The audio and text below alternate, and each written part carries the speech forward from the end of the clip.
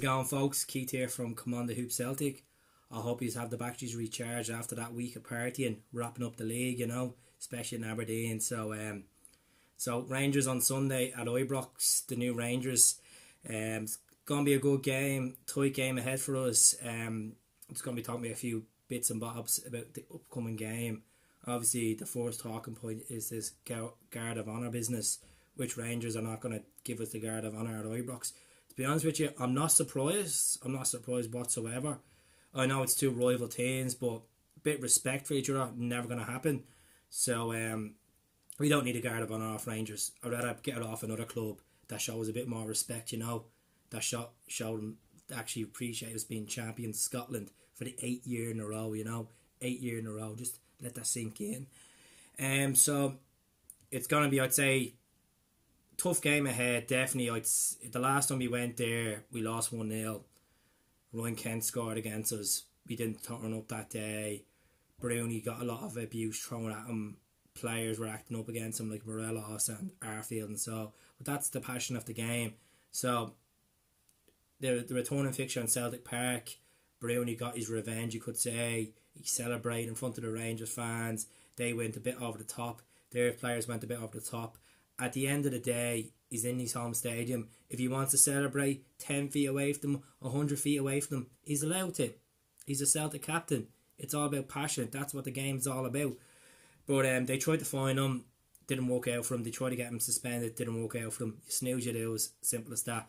But don't get me wrong, Rangers are in a bit of form going into this. They've won 5 games in a row. Last time they lost was against us in Celtic Park. So they beat the likes of Aberdeen at home, which we don't want to talk about.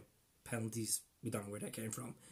They beat Hibs, they beat Hearts, so they're fighting for that second place finish. Well, they actually have the second place finish, realistically, you could say, but they're not going to get any further than that next season, second or third place. To be honest with you, I'm not trying to be boys, just looking at the realistic standards here. Celtic have a better squad than Rangers. Rangers do win games, no question about it. But we have a more of a hunger squad in there, big time, to go on and progress and be champions again next season. Well, next season we'll talk about. It's all about this game. So, midday game, allocation is absolutely shocking. It's not down to Rangers. It's down to both clubs. Both clubs are just shocking. The dispute with ticket allocations for this fixture is shocking. As I previously touched on this before, if this is meant to be one of the biggest derbies in the world, I don't call it an Old Firm derby anymore. It's called a Glasgow derby. And as we all know, Rangers were liquidated 2012, came back up as a new team. They're not Rangers anymore. No offence. As I said, I'm not trying to be biased about it. It's the truth. So, they played us, 14 times. They've only beaten us once. That's the proof. We went there last season. We beat them. We went there seasons before. We beat them 5-1 and so. So, I'm optimistic going into this game. I don't get me wrong, I think Rangers will score against us. I just think there is a goal in them. They are quite pacey on the counter-attack, no question about it.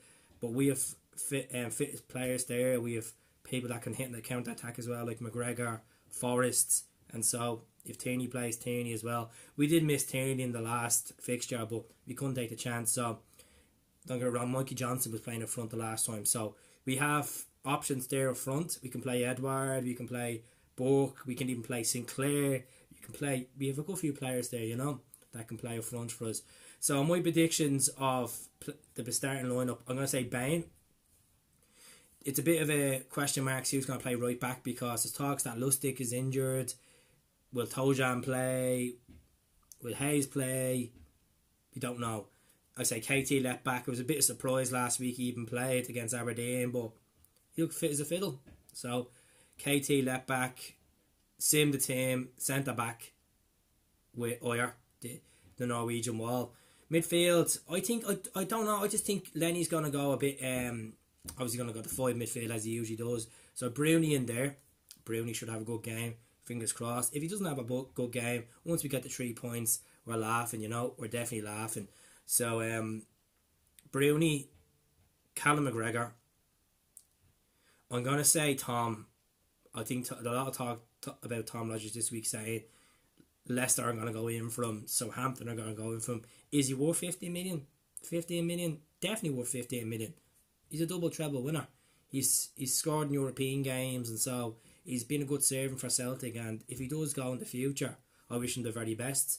At the end of the day, players that leave clubs that are not childhood fans of the clubs, let them move on. Don't have hatred against them. Let them move on. It's a job. It's a professional job for them. If they want to seek a career in the Premier League, if they want to seek a career in the Championship or League One or France or Belgium or Germany, just let them move on. That's what happens in football. You can't just hold hatred for everyone, you know. I say Tom in there with obviously Cal and Broony. I'd say obviously James is going to play in the right. Congratulations to James Forrest, PFA Player of the Year. Just want to repeat that. PFA Player of the Year. Let that sink in for the opposition that do watch this video. Just let that sink in. It's a tough one between left wing. It's either going to be Hazy or it's going to be Scott Sinclair. Scott Sinclair has a bit of a reputation scoring these games. Has he done these 4 seasons? And so I'm going to say Hazy.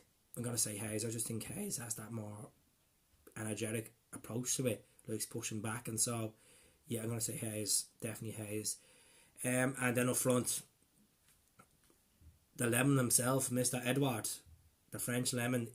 Let him play. Let him just, like, it could be a frustrating game where he might not get a lot of ball. Rangers might be pressing high, and he might not get a bit of service. You never know. It could be a stalemate game. It could be Gerrard probably go defensive tactics at home in Ibrox. Lenny might go with his the tactics. Like, to be honest with you, Celtic haven't been playing great since Neil Lennon has taken over, and that's the honest truth. A lot of people might say, we are getting results, but we've drawn a few games as well. But for the standards that Celtic should be at, we should be beating teams maybe 2 or 3 goals. Some teams are good, defend well, deserve to draw against us, but I think we're still lacking a bit of goals. I know last week we scored 3 and we scored 3 against Aberdeen, but that's only been Aberdeen. We haven't really scored plus 2 goals. What Hibs and so it's hard to call it. But my predictions: 2-1 Celtic. Goal scorers James Forrest and Edouard. I think Edouard might have one. I think he might have another one in him. You know, a bit of deja vu. You know, so I say 2-1. As I said, I think Rangers will score. As much as I hate saying that, I think they will. I think they have a goal in them to score against us. It might give us the push to play good against them, you know. But either way, we should be playing good. It is a Glasgow derby. As I repeat, a Glasgow derby, not an Old Firm, a Glasgow derby.